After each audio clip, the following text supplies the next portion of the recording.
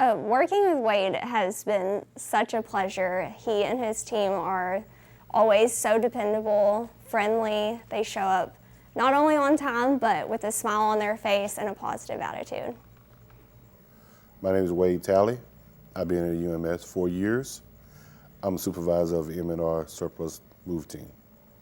I was ecstatic and then surprised because nobody told me anything. I was just ecstatic, and I was glad, but I was more glad because my guys, my team was there with me, and I feel like it meant a lot to me for all of us, because if I win something, they win something, it's a team effort. So the M&R team, we go out, we do everything. You know, we pick up surplus if need be picked up.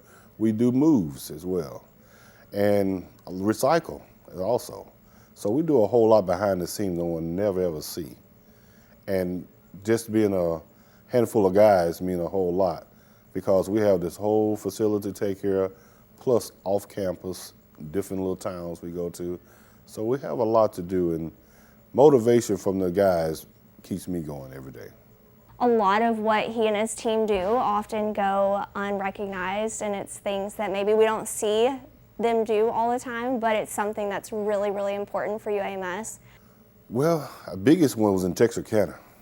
We went to Texarkana, and we're still working on that. It was a big job, but it was a challenge, and I think we did more than people thought we would do.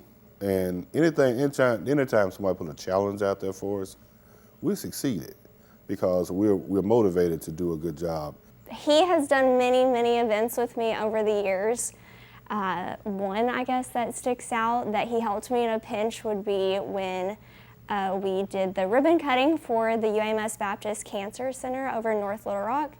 And at the end of it, it started raining, and we had sound system and podium and everything out there. And I called him and said, "Can you get over here ASAP to pick this up?" And he said, "Absolutely, I'll be there in 10 minutes. And you could tell he dropped everything immediately to come and help me.